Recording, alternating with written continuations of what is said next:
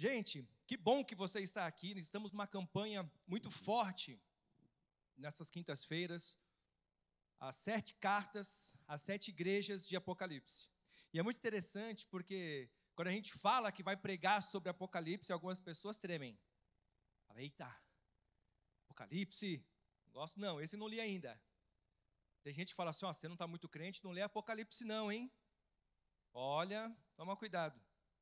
Mas sabe, isso é um pouco de preconceito com o coitado do livro que não fez nada para ninguém. O livro de Apocalipse não é o livro sobre o fim dos tempos, a destruição do mundo, não. Ao contrário, o livro de Apocalipse fala sobre a vitória de Deus, sobre a vitória da igreja, da reunião da igreja, da noiva com o seu noivo, o leão da tribo de Judá, que está assentado no trono, que tem o nome que está acima de todo nome, que é digno de desatar os 7 selos. O livro de Apocalipse fala sobre isso. E nós precisamos amar a mensagem de Apocalipse. Em alguns momentos, como hoje, você vai ver que ela é dura. Já estou te preparando. Mas o próprio Deus, ele fala, eu exorto aqueles a quem eu amo. Então olha para quem está do seu lado e fala assim, Deus te ama muito. Por isso ele te trouxe aqui hoje. E eu sempre gosto de dizer algo. Deus fala com quem está presente. Então não adianta durante a mensagem você falar assim, se o fulano tivesse aqui, essa mensagem era para ele. Não era. Se fosse, Deus tinha trazido ele aqui hoje. A mensagem é para quem? Para você, isso mesmo. E para mim também, que eu fui o primeiro a receber. Você sabe que o pastor normalmente é o primeiro que apanha na palavra, né? Então, nós vamos aprender hoje sobre a igreja de Laodiceia. É um nome bonito para você colocar na sua filha aí quando nascer, se estiver grávida de menina. Leve em consideração esse nome, Laodiceia. Até porque a cidade foi em homenagem a um imperador romano, a mulher de um imperador romano. Então, o nome da cidade foi em homenagem à mulher dele, era o nome de alguém realmente. Apocalipse 3, a partir do versículo 14, diz assim, ao anjo da igreja em Laodiceia escreve, estas coisas diz o Amém, a testemunha fiel e verdadeira, o princípio da criação de Deus. Conheço as tuas obras, já começou agora a falar com a igreja, viu?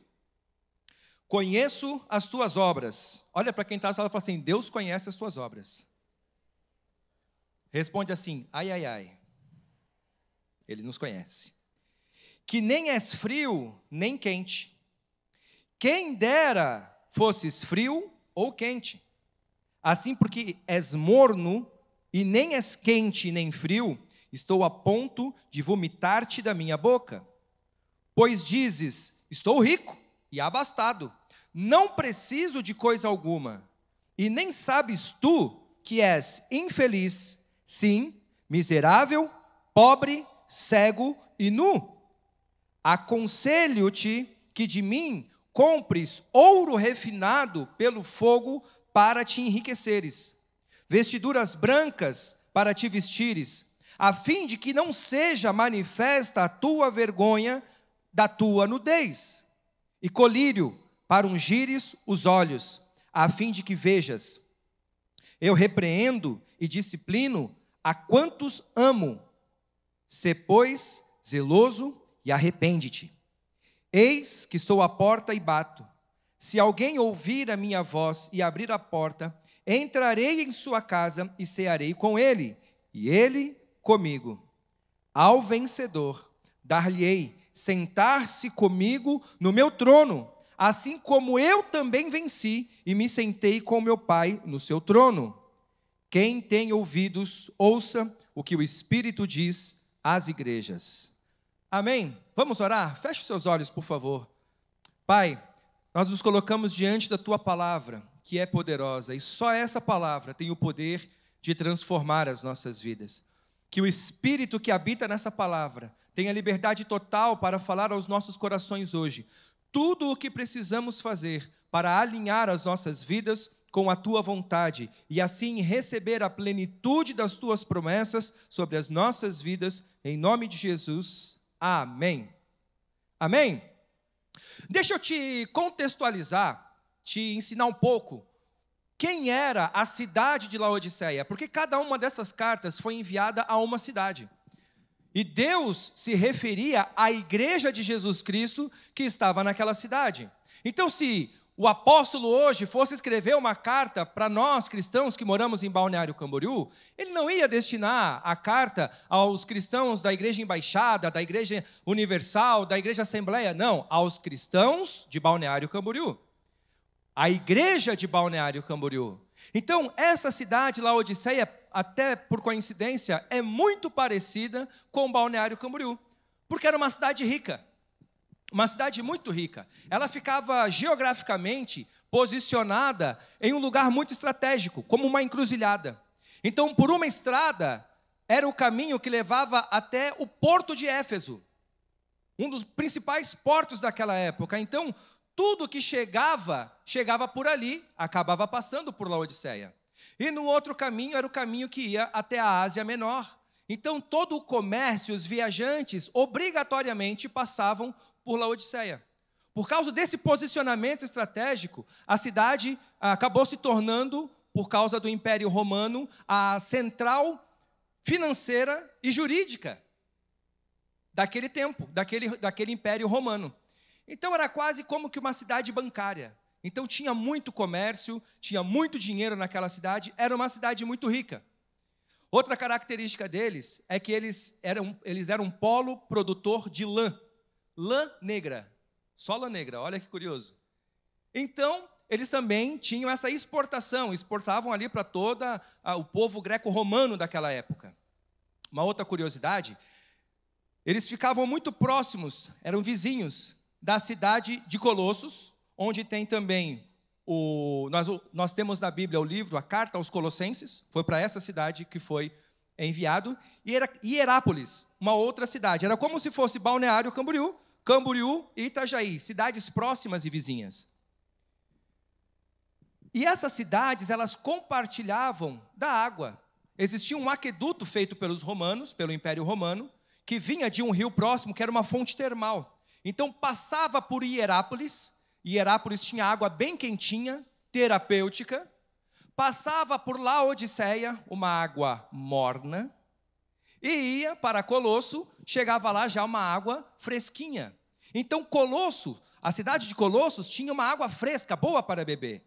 A cidade de Hierápolis tinha fontes termais, águas terapêuticas, as pessoas iam lá para fazer tratamento. E Laodiceia, água morna. E não serve para nada, né? Você está com sede e você quer água morna? Sim ou não, gente? E para fazer um café, você quer água morna? Fica aí, no meio do caminho. E aí, a última característica muito importante dessa cidade também é que ela tinha uma escola de medicina. E os pesquisadores dessa escola de medicina descobriram um colírio, que foi muito importante, uma descoberta muito relevante para a época, e eles também mandavam para todo o povo greco-romano aquele colírio naquele tempo. Então veja, Laodiceia era uma cidade produtiva, uma cidade grande, uma cidade viva, uma cidade pujante na sua época, mas ao mesmo tempo eles acabavam ficando um pouco nariz empinado. No ano 17 depois de Cristo, houve um grande terremoto que destruiu a cidade. E aí a cidade acabou precisando de recursos do Império Romano para ser reconstruída. Mas no ano 60 depois de Cristo, houve outro terremoto. E aí, como a cidade era grande, o comércio, a exportação, a lã, o colírio, estava tudo dando muito certo, eles falaram, Império Romano, não precisamos da sua ajuda, porque nós já temos riqueza, nós somos autossuficientes, nós vamos reconstruir a cidade. E de fato assim fizeram. Então foi para essa casa, para essa cidade, para o povo dessa igreja, que Jesus enviou a mensagem através do apóstolo. E por que eu contei toda essa história, todas essas questões históricas para você? Para você entender para quem Jesus estava enviando. E eu acabo percebendo assim algumas semelhanças conosco, porque a nossa região também é uma região muito rica, muito abastada. E você sabe que é muito complicado falar de Jesus para alguém que não precisa de nada. Os países mais difíceis de pregar o evangelho são os países ricos, porque as pessoas não precisam de nada. Conheço pastores que foram abrir igreja na Suíça. E lá, meu Deus, primeiro mundo, todo mundo abastado, todo mundo próspero. Jesus vai te abençoar. Como? Vai te prosperar. Tá bom. Agora, quando você fala para alguém que está doente, Jesus quer abençoar você, como? Ele vai curar você? Eu creio, eu quero isso para a minha vida. E acontece o quê? A gente acaba correndo um risco quando as necessidades vão fugindo das nossas vidas. Mas agora eu quero falar com você a respeito daquilo que Deus falou com a igreja. No versículo 15 ele fala, olha, vocês não são nem quentes e nem frios, vocês estão mornos, vocês estão muito meia boca. O relacionamento de vocês comigo está muito meia boca. A forma como vocês estão me buscando está ruim, não está legal. Só que o pior de tudo é que, porque vocês fazem um pouquinho, acha que está bom. Porque o morno, ele é complicado, né? Porque quando o morno, ele se olha, ele se compara com o frio, ele fala, não estou tão ruim. Estou legal, estou na média. Mas o que a Bíblia nos fala é que nós devemos buscar a estatura do varão perfeito. Ou seja, nós não temos que nos comparar com quem está por baixo. A gente tem que se comparar com aqueles que estão melhores do que nós. Porque se eles estão melhores do que nós, então existe a possibilidade de nós melhorarmos, de nós crescermos. Sabe, uma coisa que deixa Deus indignado é crente meia boca. Crente morno. Crente que vem à igreja, crente que vai no GR, crente que dá o dízimo, mas não lê a Bíblia, mas não ora, mas não jejua. Sabe, a Bíblia diz assim, examine o homem a si próprio. Então, é um momento de você analisar a sua vida. Como está o seu cristianismo hoje? Como está o seu relacionamento com Deus hoje? Se você fosse dar uma nota para você, de 0 a 10, qual a nota você daria para o seu relacionamento, sua busca a Deus? Não é sua frequência na igreja, não estou falando disso, porque talvez você está aqui toda quinta, todo domingo. Mas eu estou falando de alguém que quer mais de Deus. Alguém que lê a Bíblia para descobrir mais sobre Deus, mais sobre Jesus. Alguém que ora para ter relacionamento com Deus. Para ter tempo com Deus. É isso que Jesus está falando aqui. Você é morno demais. E o pior é que se você fosse quente ou frio até, se você sumisse daqui, ia ser melhor do que ficar nesse marasmo. Ai, pastor, credo? Credo? Não, nem você gosta de morno. Quem aqui gostaria de ter um belo de um casamento morno? Quem aqui aceitaria um relacionamento que o seu cônjuge, seu marido ou sua esposa tivesse com você, um relacionamento morno? Quem aceitaria? Quem gostaria? Quem sonha com isso? Então por que Deus tem que aceitar a sua mornidão? Ele não aceita. Por isso que ele está dizendo ali, eu estou a ponto de te vomitar. É forte, né, gente? É forte demais. Deus está dizendo, a situação que você está nesse momento é essa. O nosso relacionamento nesse momento está sendo esse. Você está morno e eu estou quase te vomitando da minha boca. Mas calma. Deus vai falar mais com você ainda essa noite. O começo é isso aqui. Mas não dá para escapar disso. Não dá para fugir disso. Porque você precisa reconhecer aonde você está. E talvez você não reconheça. Sabe por que o povo dessa igreja estava assim, morno? Porque era autossuficiente. O quê? Nós passamos por um terremoto, a gente reconstruiu sem precisar de ninguém. A gente não precisa de ninguém, a gente não precisa de nada. A gente mesmo tem poder e a capacidade de se autossuprir. E aí sabe por que de vez em quando tem um probleminha na sua vida? Por que de vez em quando vem uma crise? Por que de vez em quando vem uma dorzinha que não passa, aí você coloca a mão, você fala, ai gente, será que é um caroço isso aqui? Aí você já vai para o Google pesquisar o sintoma. Você faz isso também?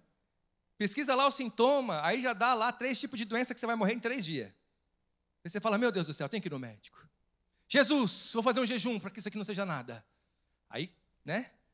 Dá uma apertada, aí corre. E aí o próprio Deus fala isso. Te aprisionei com correntes para que se apressasse em me buscar. Às vezes tem problema na sua vida que é o próprio Deus que manda, porque Ele está com saudade de você. Porque faz tempo que você não acorda de madrugada para orar. Porque faz tempo que você não faz um emenda um propósito no outro. Porque um dia você já foi quente. Porque lembra, ele está falando aqui com a igreja. Ele não está falando com os novos convertidos. Não está falando com o povo lá de fora. Ele está falando com a igreja. Gente que vinha em todos os cultos da igreja. Eu lembro, eu converti, eu vinha em todos os cultos da igreja, até no culto de mulheres. Sede, eu sentava lá no fundinho, eu ficava lá escondidinho para ninguém me ver, correr o risco de me expulsar, mandar embora. Mas eu ficava lá, não desconfie de mim, mas eu ficava ali no culto de mulheres. Ficava lá escondidinho, ouvia, falava de marido, falava de filho, não valia muito para mim, mas eu estava exposto, eu queria. Meu GR, naquela época não tinha o culto de quinta, o meu GR era no fim de semana, ficava a semana inteira sem nenhum compromisso, eu ia lá na casa do meu líder. Que você veio fazer, não, vim aí conversar um pouco. E quanta cura Deus gerou em mim naquelas visitas que eu ia na casa do meu líder. A gente começava a conversar, eu começava a chorar, ele orava por mim e eu ia embora. Sede. Você também era assim? Queria mais de Deus o tempo todo? E cadê? Parece namoro, né? Namora? Meu Deus. Eu lembro, eu namorava com a pastora Mariela, eu morava lá no bairro das Nações. Aí para a gente vir no culto, eu ia a pé até a casa dela lá no bairro dos Pioneiros. Quebrado, né, irmão? Era a pé mesmo, só que é o que tinha. E até lá nos Pioneiros, vinha a pé até a igreja. Andava, hein?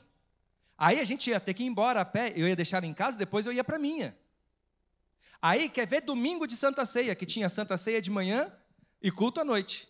Aí eu ia lá buscar ela, a gente vinha para a igreja, voltava para a igreja. Aí eu almoçava lá, que eu também, né? Ficava lá um pouquinho, depois a gente vinha para o culto da noite, voltava a pé. Às vezes, para a gente ir embora a pé, a gente ia pela praia, pela areia, pisando na areinha gelada, só para dar uma relaxada no pé. De tanto que doía de andar mesmo. Mas por que eu fazia isso? Para ficar perto dela mais um pouquinho, né? A gente se via pouco. Paixão. O que a gente não faz no começo do amor? E agora, como é que está seu relacionamento com Deus? Teve um cap agora. Nossa, foi muito forte. Você foi? Não consegui. Não deu. Eu vou no próximo, outro dia eu vou. Ano que vem não tem de novo? Aí eu vou. A gente se acostuma com a abundância, com a abastança, tanto das riquezas terrenas, quanto com a grande oferta de alimento espiritual que nós temos. Não fui nesse, eu vou no outro. Vai ter mais. Sabe?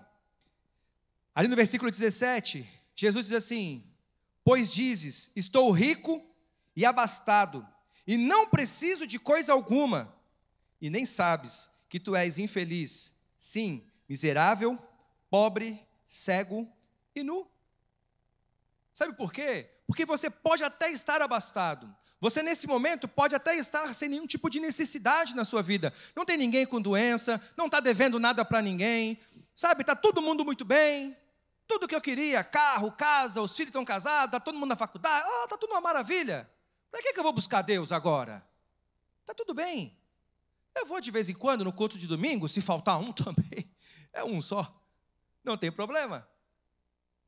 Só que entenda que você está confiando a sua vida nas coisas terrenas, nas riquezas terrenas. A sua segurança está em coisas que do nada podem sair. A pandemia teve aí para provar isso para a gente.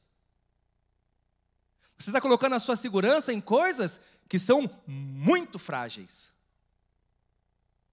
Olha o que diz o livro dos Salmos, no capítulo 37, versículos 16 e 17, diz assim, melhor é o pouco do justo do que a riqueza de muitos ímpios, pois o braço forte dos ímpios será quebrado, mas o Senhor sustém os justos.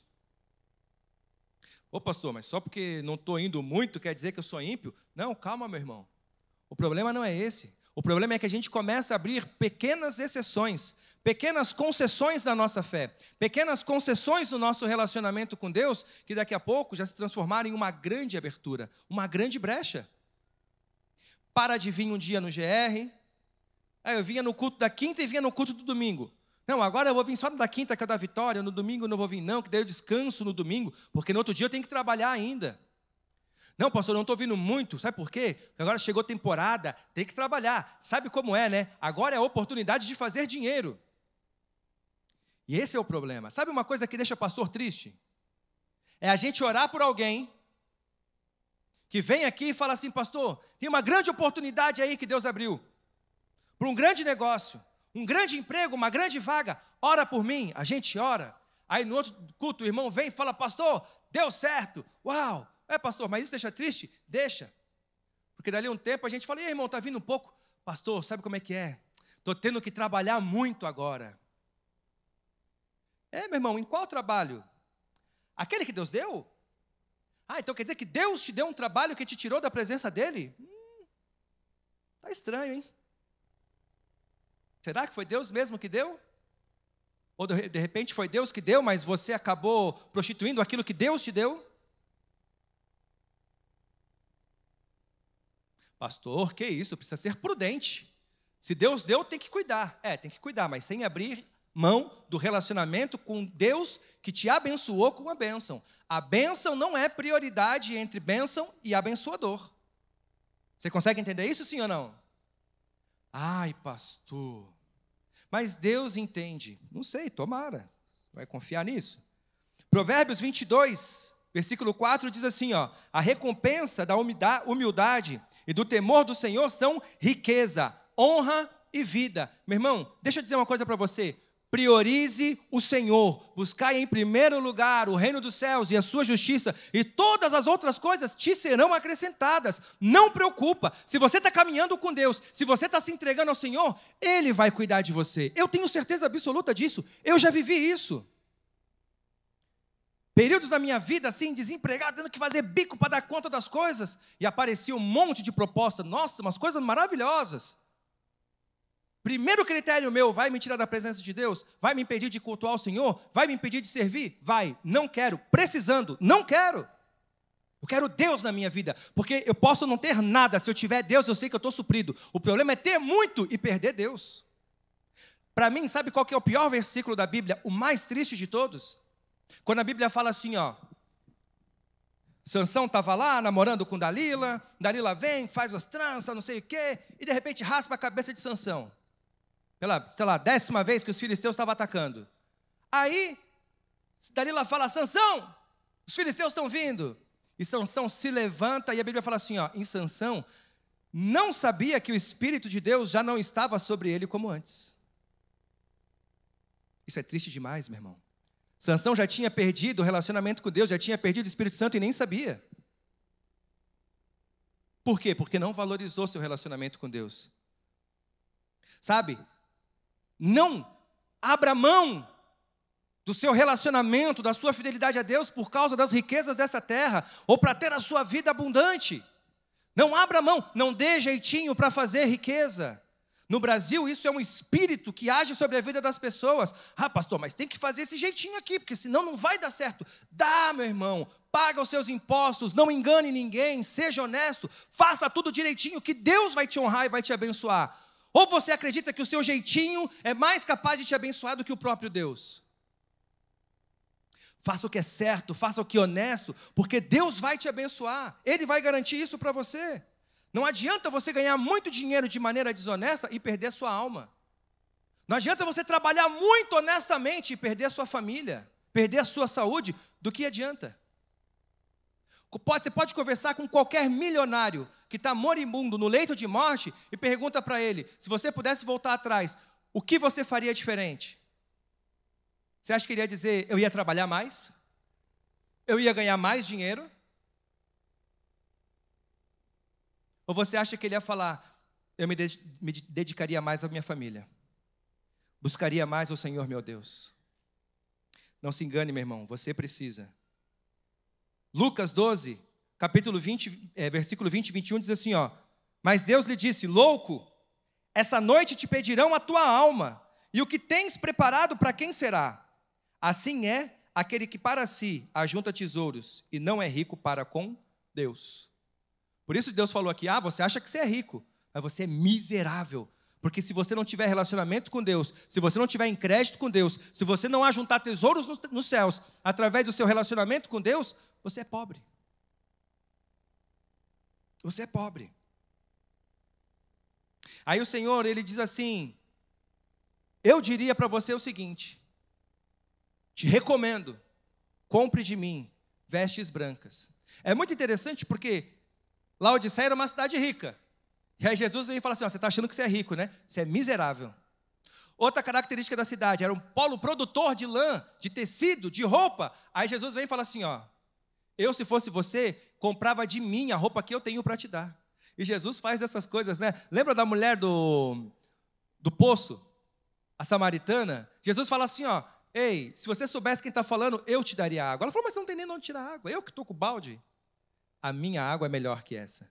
E aí Jesus está dizendo para um povo que produzia tecido, lã negra, ele fala assim, se eu fosse você, eu comprava de mim roupas brancas, vestes brancas. Sabe por quê? Porque isso que você tem não serve de nada. É muito bom, é muita qualidade, é muito excelente, vocês são exportadores, mas não serve de nada para vocês. Porque o seu pecado está exposto, vocês estão nus. Vocês precisam da minha roupa, da minha santidade. Sabe como é que a gente consegue santidade na nossa vida, gente? Relacionamento com Deus. Porque só existe um santo no universo. Não existe outro. Jesus Cristo, Deus. Ele é santo e não há outro. Para ter santidade, eu preciso ter relacionamento com o único que tem a possibilidade de fornecer isso para mim. Se só Ele é santo, em que outro lugar eu vou conseguir santidade?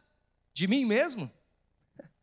A nossa justiça é como trapo de imundícia para o Senhor Deus.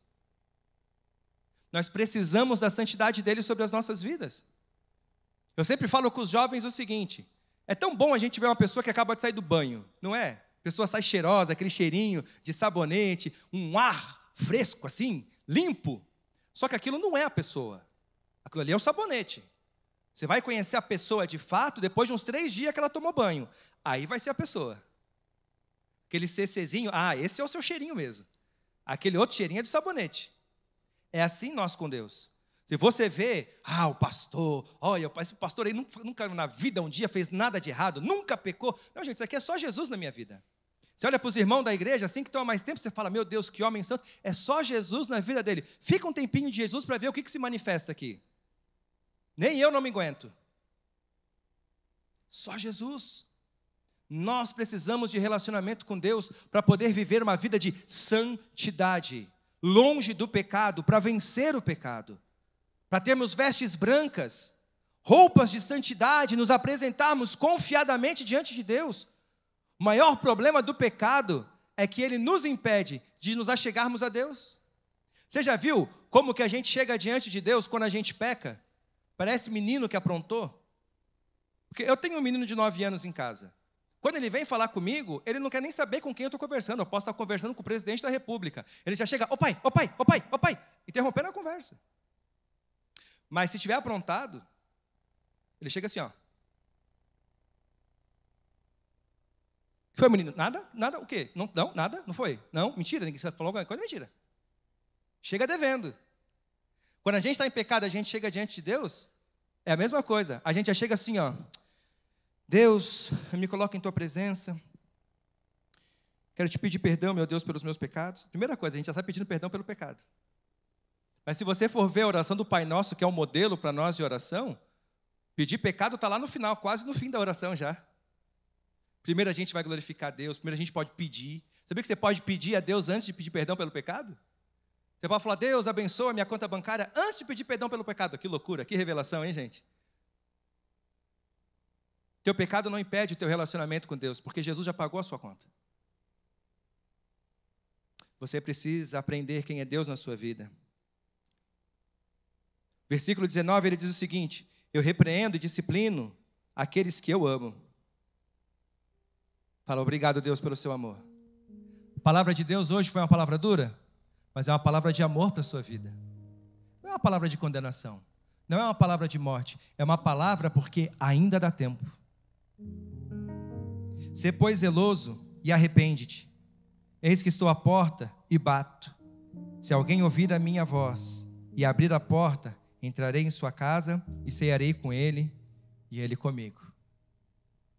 Se você ouvir a palavra do Senhor para você hoje, esse pequeno puxão de orelha que Deus está te dando, e você colocar a sua vida na balança e falar: meu Deus, o que eu preciso mudar? O que eu preciso consertar? Aonde eu preciso me alinhar com a palavra de Deus? Você deve fazer como o rei Davi e dizer: Senhor, esquadrinha meu coração, vê se na minha vida, vê se em mim tem um caminho mau, que caminho eu preciso mudar em mim? O que eu preciso fazer diferente para te agradar? Se você fizer isso, com certeza você vai ser aceito. Olha para a sua vida hoje e questiona a si mesmo: o que eu preciso fazer para mudar? Sabe por quê? Olha o que ele diz no versículo 21. Ao vencedor, dar-lhe-ei sentar-se comigo no meu trono, assim como eu também venci e me sentei com meu Pai no seu trono. Olha o chamado de Jesus para você hoje, meu irmão e minha irmã. Você acha que Ele está te dando bronca para te envergonhar? Você acha que Ele está trazendo essa palavra pesada para você, para te colocar peso, você sair daqui constrangido, envergonhado, dizendo: eu sou o pior dos pecadores? Que você saia daqui hoje assim, dizendo: eu sou o pior dos pecadores, eu preciso arrumar minha vida. Mas essa palavra é um convite. Essa palavra está dizendo para você: filho, vem. Filho, vem. Eu quero que você se assente comigo. Tem um lugar para você aqui, junto comigo no trono. É para você sentar aqui do meu lado. Foi para isso que eu te chamei. Foi para isso que eu te salvei. O Senhor Deus esta noite está te convidando. Quem que senta no trono, gente? Quem que senta no trono? São os reis, as rainhas, são os governantes.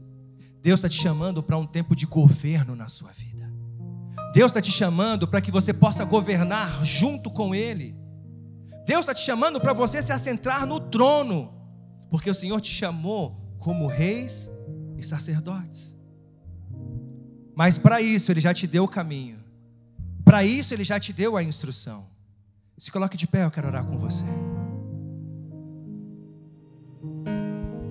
Primeira coisa que você precisa alinhar com o Senhor essa noite é a sua intensidade. Você precisa se entregar mais. Tem gente que está aqui hoje e tem medo de se entregar. Tem medo. Você sabe que quando eu comecei a frequentar a igreja, eu tinha uma estratégia para eu não ir muito. Eu ia um domingo sim, um domingo não. E era consciente, porque eu não queria virar crente. Não deu certo. Eu vou domingo sim, domingo não, porque eu não quero virar crente. Mas a vontade, a sede de buscar era tanta que eu dizia: mas eu posso ir 2 seguidos, mas eu não posso faltar 2 seguidos.